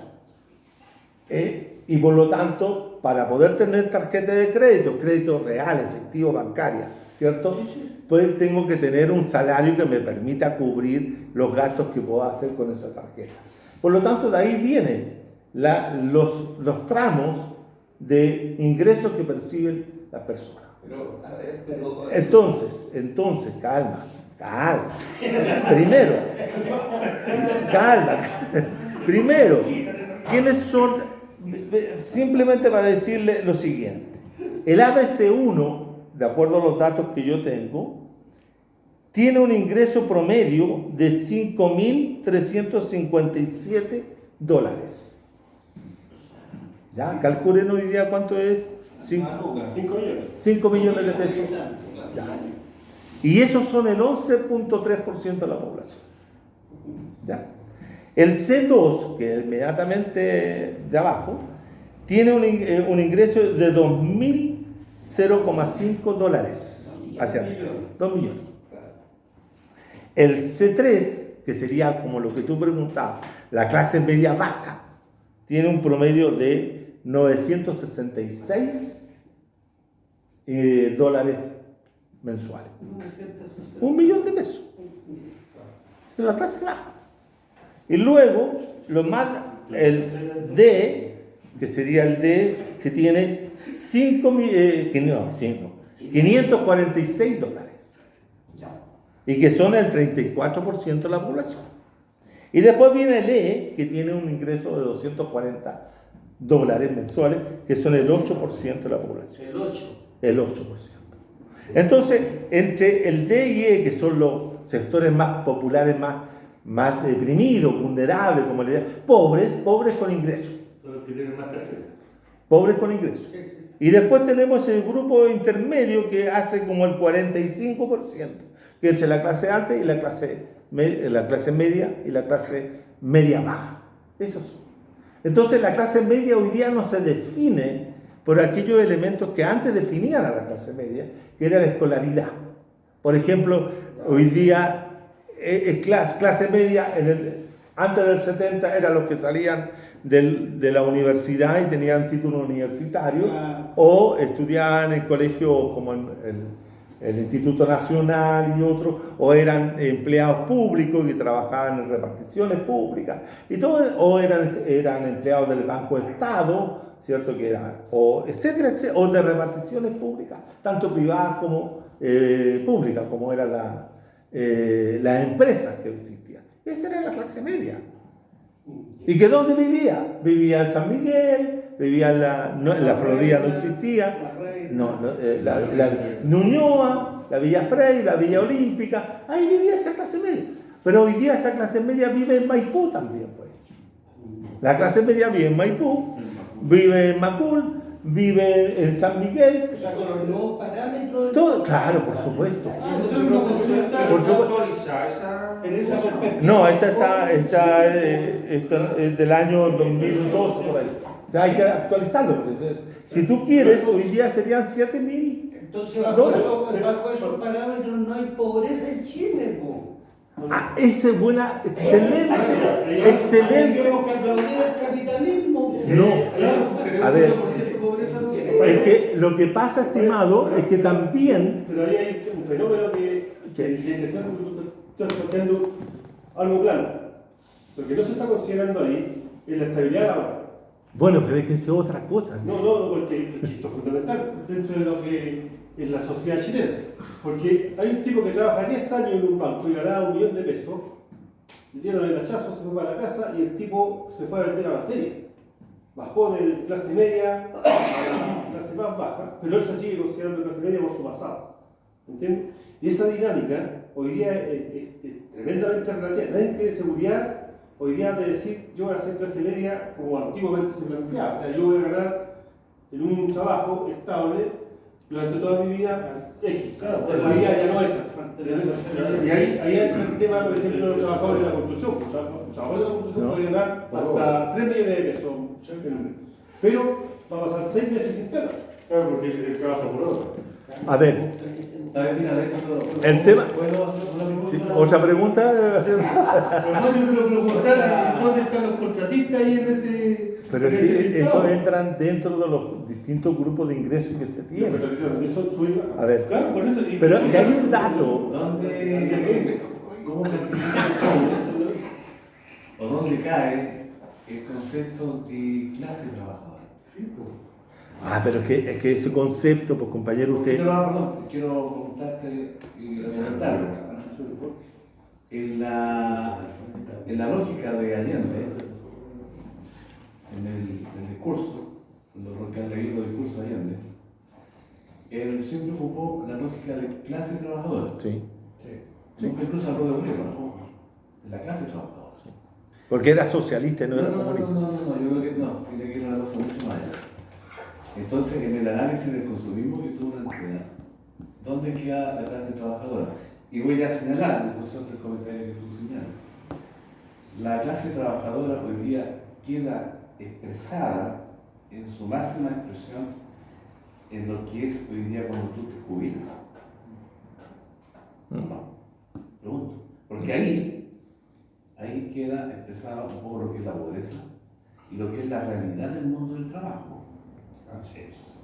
Entonces yo te pregunto, en ese análisis que tú me estás planteando, ¿dónde ubico la clase trabajadora? Porque yo no me puedo sustraer de lo político, ¿de acuerdo?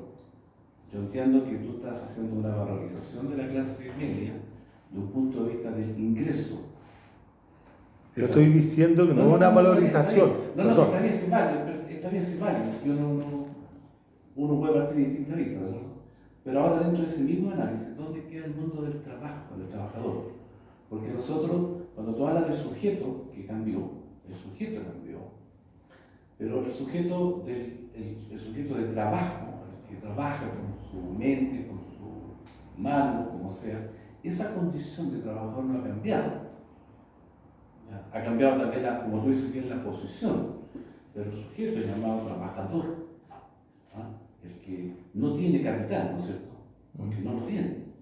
¿Dónde tú lo sitúas en tu análisis? A ver, en primer lugar, yo diría, independientemente del periodo que uno analiza, la clase trabajadora es toda aquella que realiza una actividad remunerada, es decir, que recibe un salario mensual y de eso vive. ¿Estamos? Y dentro de lo que uno puede distinguir los trabajadores manuales como también los trabajadores intelectuales. Por lo tanto, yo me pregunto, el cajero de un banco y un obrero de la construcción, un trabajador de la construcción, los dos son trabajadores. Los dos son trabajadores porque los dos viven de un salario que perciben todos los meses. Y en ese sentido, en este país hay 8,5 millones de trabajadores que cotizan en los sistemas de pensión. Ahí están los trabajadores.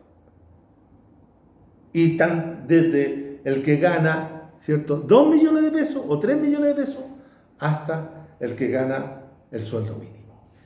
Entonces son trabajadores. Para no meterte la aguja. En ese mismo relato que tú defines el concepto anticapitalista, me defines clase media, yo te pregunté, porque en la categorización marxista-leninista o marxista, como la quieras definir, evidentemente el sujeto, antiguamente se hablaba del sujeto del obrero, que después cambió las condiciones del medio de producción, etc., pasó a ser un agente de cambio, ¿no es cierto? Sí. Y entonces yo me pregunto, en esta mezcolanza que tú me planteas, ¿dónde está ese sujeto? Porque si tú me dices, es aquel que recibe una remuneración, ¿no es cierto?, que no es dueño de su capital. Sí. ¿Ya? Entonces, yo me pregunto, entonces, ¿no caería en la categoría, en lo personal, como sujetos de clase media? No, son trabajadores. Por eso que te quiero...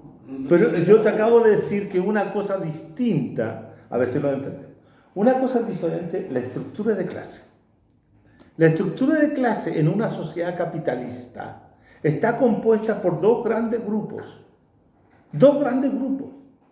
Los sectores que son dueños de los medios de producción, que son los capitalistas propiamente tal, y todos los que viven de un salario. Esos son los trabajadores. Ahora, dada la complejidad de la sociedad actual, uno tiende a preguntarse cómo se estructuran al interior de esos grupos.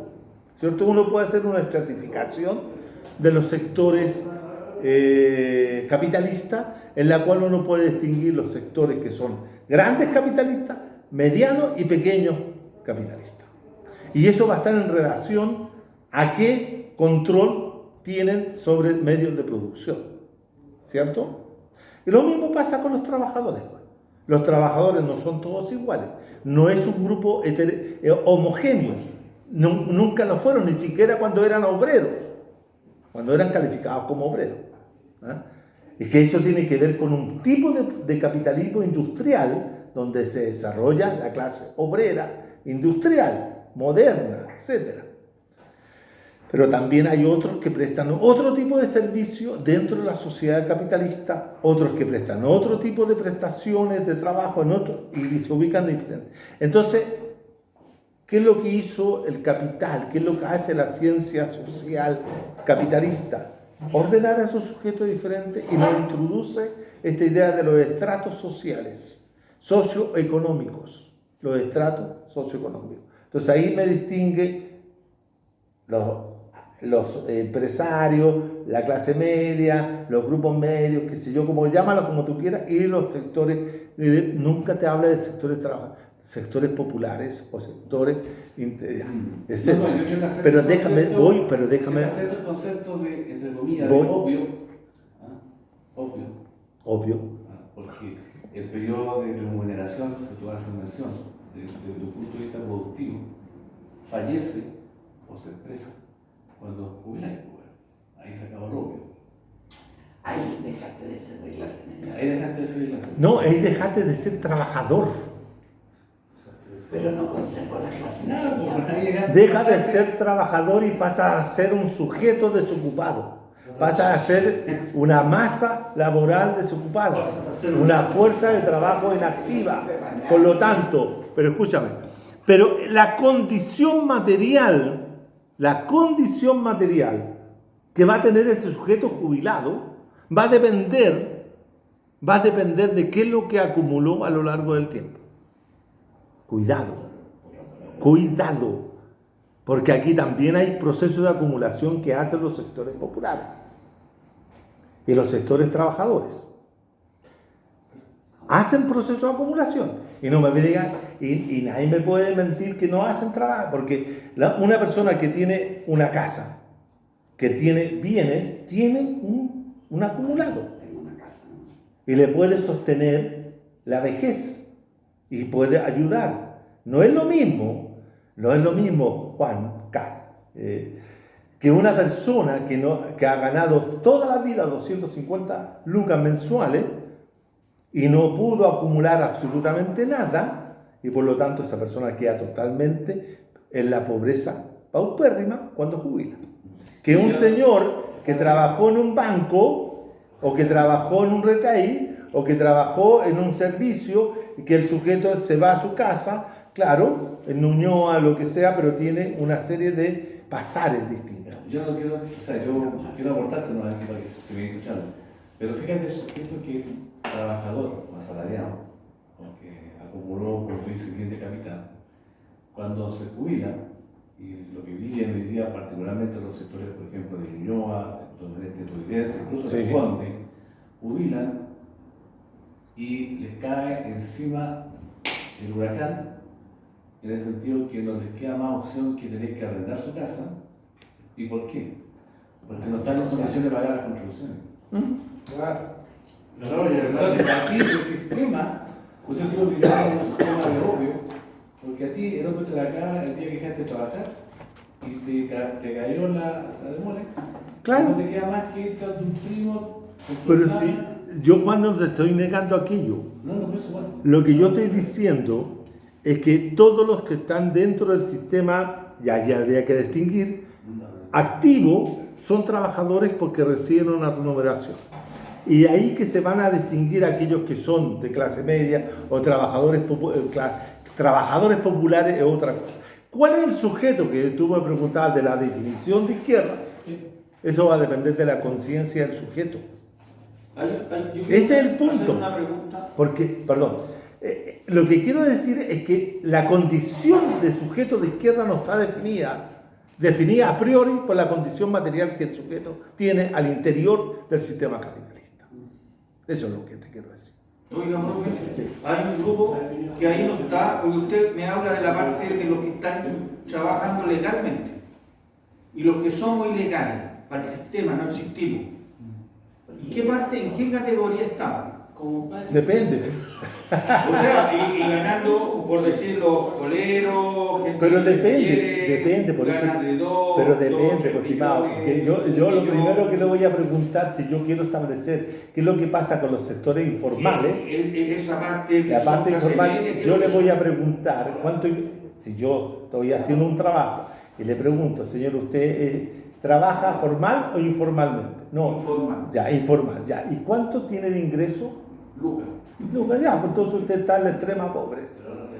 Sí, pues, Simple, pues. nunca lo van a saber por ser- Simple, pues. Es que volvamos.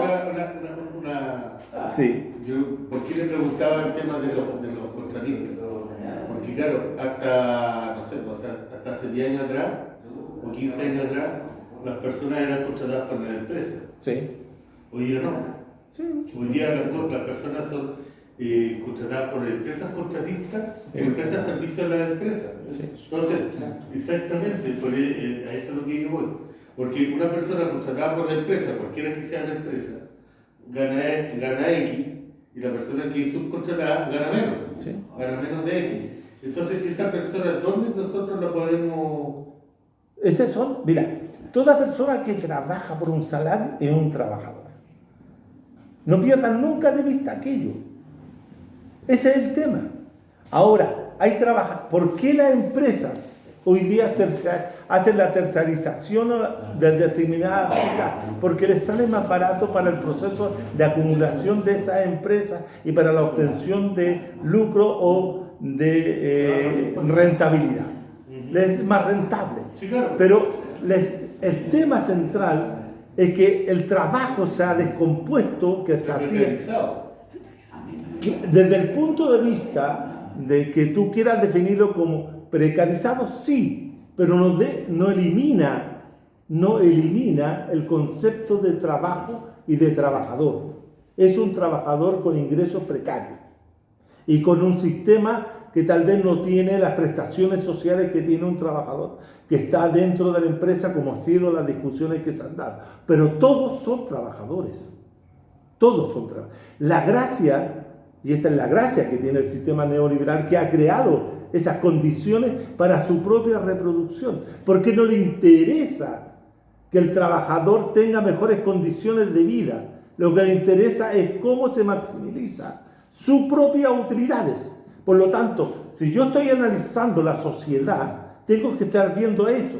A mí tengo claro de que hay precarización, que hay una situación de explotación. Todo aquello está dentro de lo que es una sociedad capitalista. ¿Ya? Entonces, ¿cuál es el tema?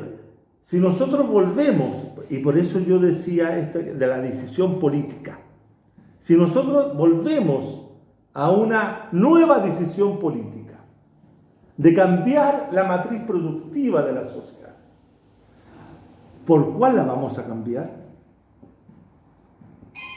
¿Cuál va a ser la que nosotros tenemos en mente para producir esa transformación? ¿Qué es lo que significa aquello? ¿Qué significa aquello? Volver a proletarizar, como se hizo en la década de los 30, a todos los trabajadores, a todos los campesinos que llegaban del espacio, etc. ¿Cómo lo hacemos? Porque uno de los problemas fundamentales que tuvo la transición en Chile en los años 90 es qué hacer con todo ese trabajador informal que constituyó el neoliberalismo. Entonces, ¿cómo se le dio respuesta a esos grupos? ¿Ah? No se les dio respuesta. No se les dio respuesta porque se dijo, si usted quiere ser, vuelva a ser un empresario, vuelva a ser un pequeño emprendedor, haga esto. Usted... las pymes.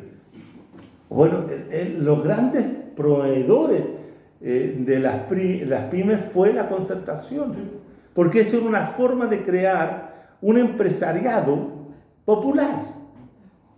Pero eso es el cuento que uno no se lo puede tragar. No, obviamente que no. Pero si yo no estoy diciendo que tenga que tragarse, es lo que se hizo. Sí, también es lo que se hizo, Y ya, que pero- se va a seguir haciendo, y el gallo que vende maní en la esquina también es un emprendedor. Claro. Y todo lo Bueno, que pero quiera. estimado, Pero yo quiero el análisis desde el punto de vista de la izquierda, del progresismo, llámale como usted quiera. Quiero ese análisis.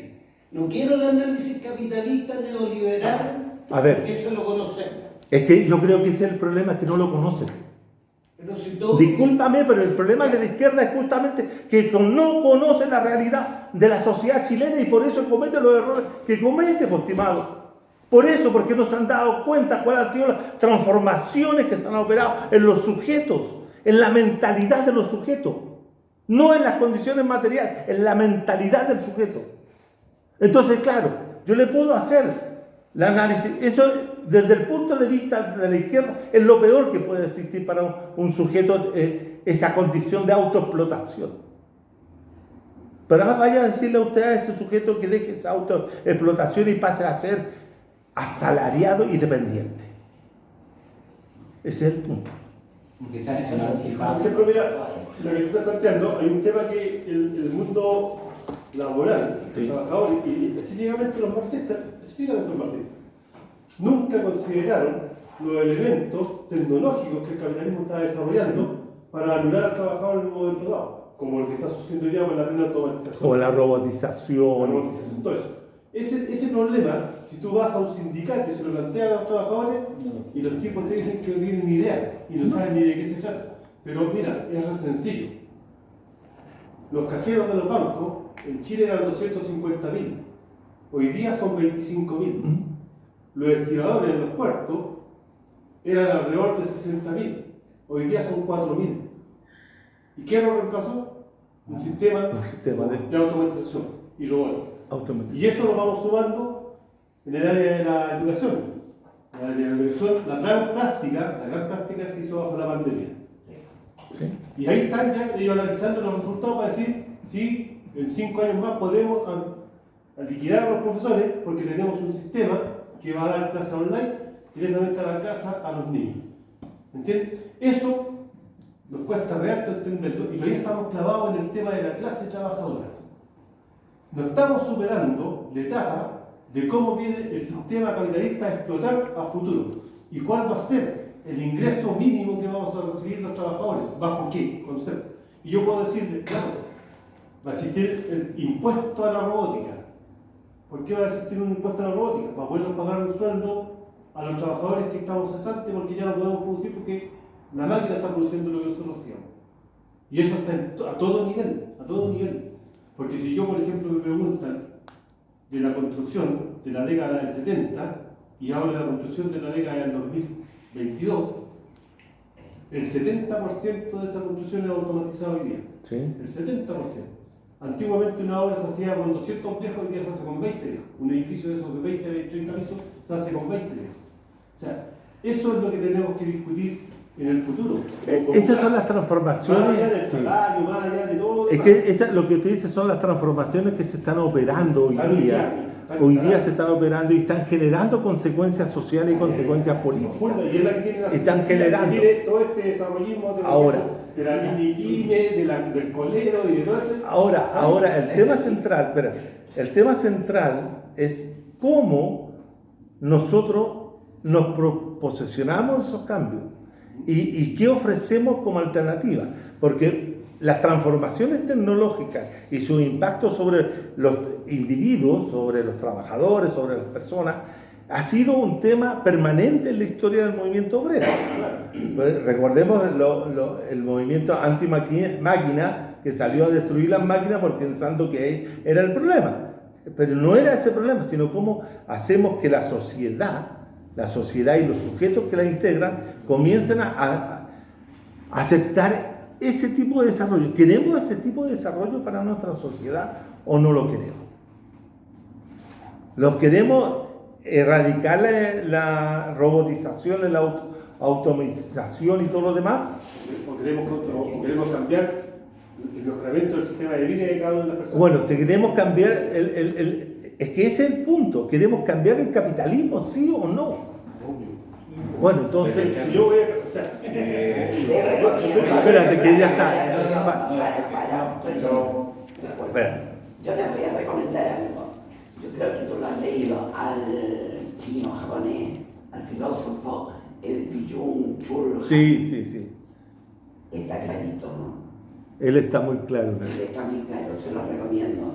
Él dice, si lo han leído, dice, han sostiene que el neoliberalismo, al haber hecho del trabajador un empleador de sí mismo, hace que éste se autoexplote, se someta a sí mismo al nuevo régimen de dominación instaurando por el neoliberalismo.